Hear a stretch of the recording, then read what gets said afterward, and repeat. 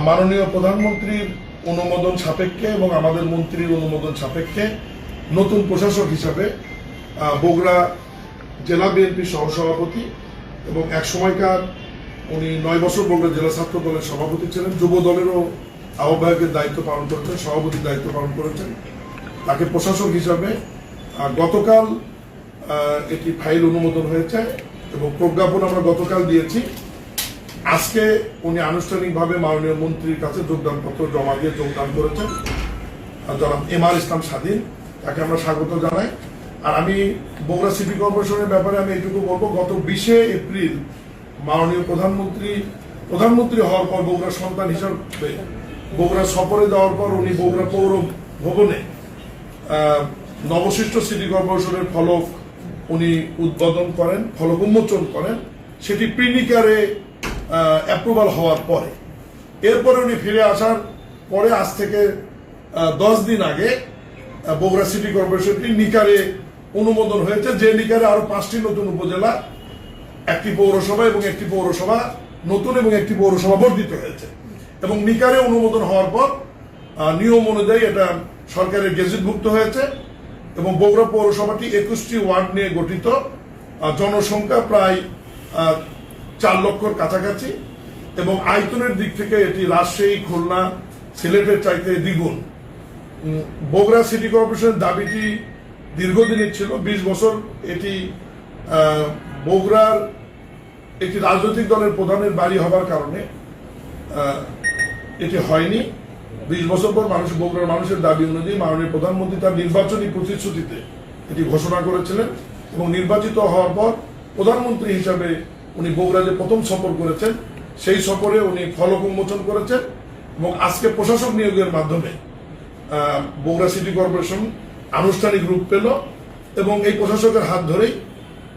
আগামীকাল থেকেই বগুড়া সিটি কর্পোরেশনের পৌরসভা বিলুপ্ত হয়ে বগুড়া সিটি কর্পোরেশন রূপে আর কার্যক্রম শুরু হবে আগামীকাল থেকে। দেশের 13তম সিটি কর্পোরেশন বগুড়ার উন্নয়ন একটা আছে, যেহেতু প্রধানমন্ত্রী এলাকা, সেক্ষেত্রে বগুড়ার উন্নয়নে কি প্রভাব ফেলবে এটা নাম্বার 1 সিটি কর্পোরেশন হিসাবে আসে। আর আপনার কাছে একটু ভিন্ন প্রশ্ন হলো সিটি কর্পোরেশন নির্বাচন নিয়ে, আপনার এর আগে বলেছেন, আবার আজকে একটু জিজ্ঞেস করি আপনাদেরকে পরিকল্পনা। স্বাভাবিক কারণে পৌরসভা থেকে একটি শহর যখন সিটি কর্পোরেশনে রূপান্তরিত হয় সেখানে নাগরিক সেবা অবশ্যই বৃদ্ধি পাবে, সেখানে বরাদ্দ বেশি পাবে এবং সেই সিটি কর্পোরেশনের নিজস্ব ডিপিপি প্রণয়নের ক্ষমতা থাকে, আলাদা প্রকল্প নেওয়ার ক্ষমতা থাকে, রাস্তাঘাট, ব্রিজ, কালভার্ট ডেভেলপ, এছাড়াও ওভারপাস, উড়াল সেতু, ফ্লাইওভার, এ ধরনের বিভিন্ন প্রকল্প গ্রহণের এখতিয়ার তখন সিটি কর্পোরেশনের আইনে দেওয়া আছে। ফলে বগুড়া সিটি কর্পোরেশনটি অনেক বৃহৎ একটি সিটি কর্পোরেশন, 21টি ওয়ার্ড নিয়ে গঠিত, যেটি খুলনা, রাজশাহী, সিলেটের চাইতেও দ্বিগুণ হিসাবে তার আয়তনের দিক থেকে এবং জনসংখ্যার দিক থেকে অনেক বেশি, প্রায় 2 লক্ষ ভোটার, 4 লক্ষ জনগণ বগুড়া সিটি কর্পোরেশনে বসবাস করে। আর সিটি কর্পোরেশনের পরে এখানে আমরা যেটা নতুন উদ্যোগ নিয়েছি, বগুড়ার পানি সরবরাহ নিশ্চিত করবার জন্য এটি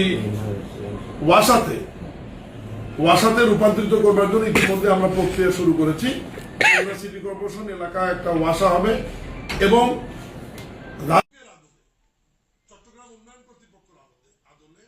বগুড়াও একটি আমরা বগুড়া উন্নয়ন কর্তৃপক্ষের প্রস্তাবনা ডিও লেটার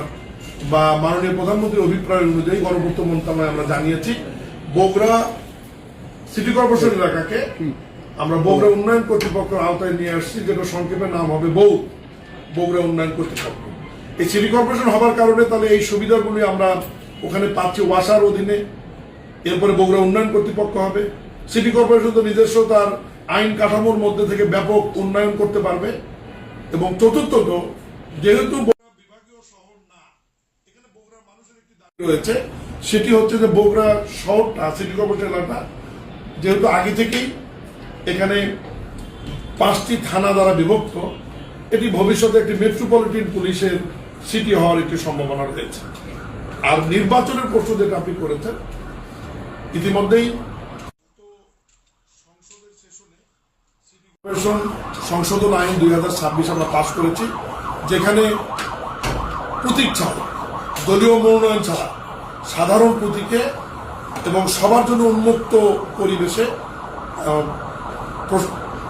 পৌরসভার মেয়র সিটি কর্পোরেশনের মেয়র এবং কাউন্সিলরদের ভোট অনুষ্ঠিত হবে এবং অন্য 12টি সিটি কর্পোরেশনের তফসিল যখন ঘোষণা হবে তার সঙ্গে বগুড়া সিটি কর্পোরেশনের তফসিল হবে এবং একই সঙ্গে নির্বাচন হবে।